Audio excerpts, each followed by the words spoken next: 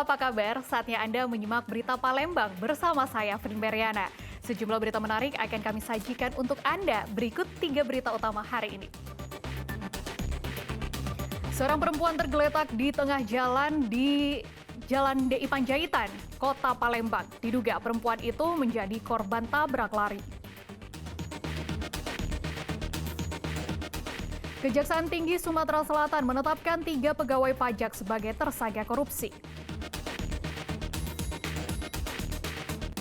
Penderita penyakit diare meningkat di Ogan Komering Ulu. Penderita didominasi anak-anak dan balita.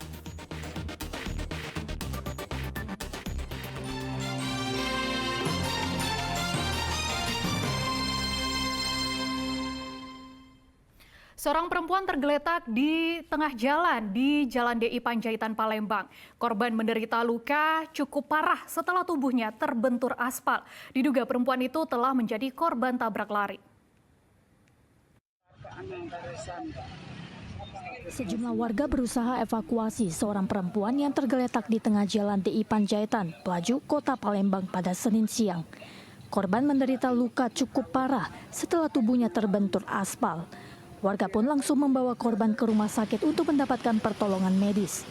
Belum diketahui pasti penyebab korban bisa sampai tergeletak di jalan, sebab saat kejadian situasi arus lalu lintas sangat ramai dan padat kendaraan.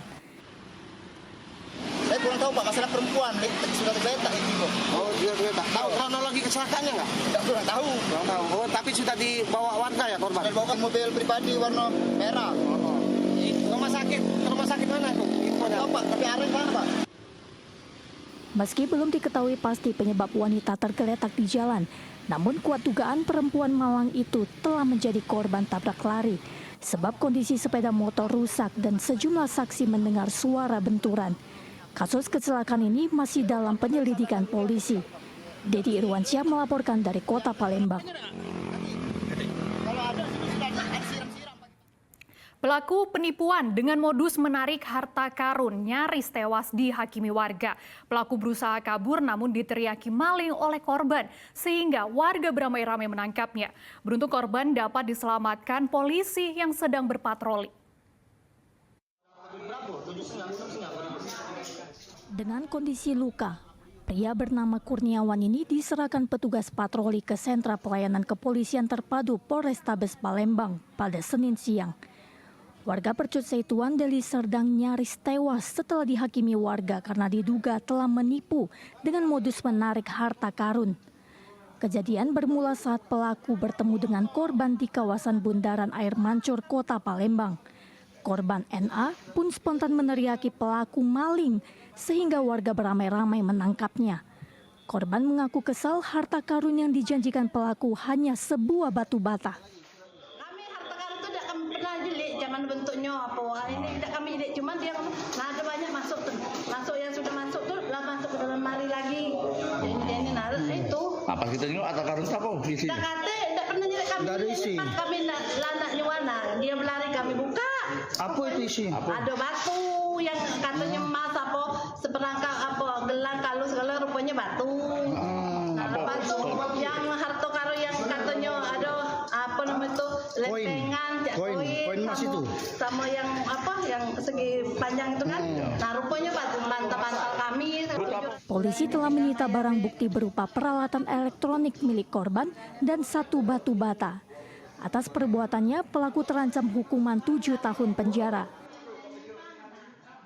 Dedi Irwansyah melaporkan dari Kota Palembang. Penemuan jasad pria tergeletak di terminal bus kawasan Pasar Jakabaring, Kota Palembang pada Minggu sore. Polisi saat melakukan pemeriksaan tidak menemukan bekas kekerasan di bagian tubuh jasad. Guna memastikan kematiannya, polisi membawa jasad pria ke rumah sakit untuk dilakukan visum.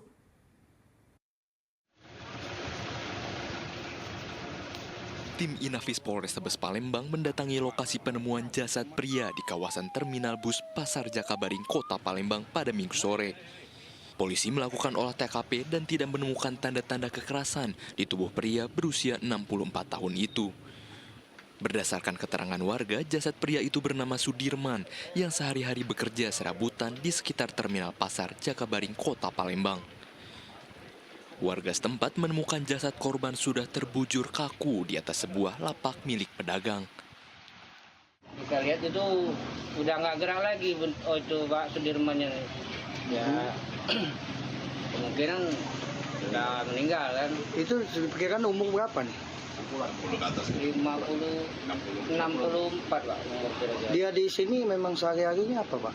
Sehari-harinya memang kerjanya di sini, apa dibilang pengemis bukan pengemis, dibilang dia kan nggak tahu keluarganya nggak jelas di mana dia itu nggak jelas. Berarti dia tapi sehari-harinya ada di sekitaran sini. Informasi dari masyarakat di seputaran pasar terminal Jakabaring, ada seorang laki-laki yang dia tidak dikenal sudah meninggal dunia, diperkirakan pukul 15.00 dia meninggal dunia. Dengan kondisi ini? Dengan kondisi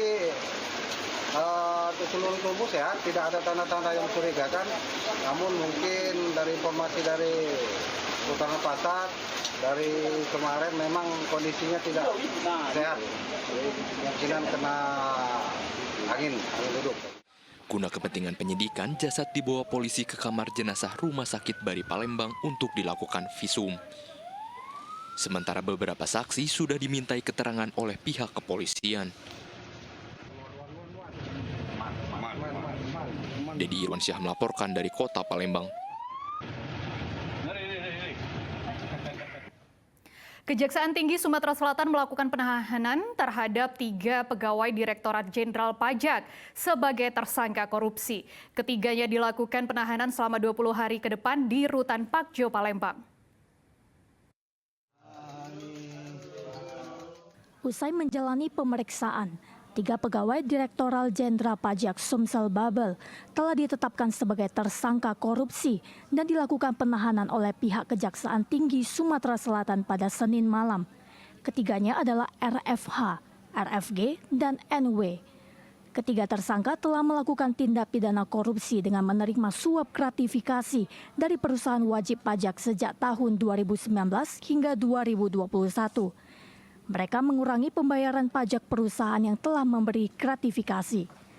Hari ini dilaksanakan pemeriksaan terhadap ketiga tersangka dimaksud dan penyidik berpendapat untuk dilakukan upaya paksa berupa penahanan sesuai pasal 21 KUHP.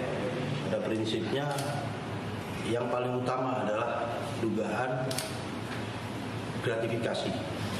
Yang kedua, dugaan penyalahgunaan wewenang.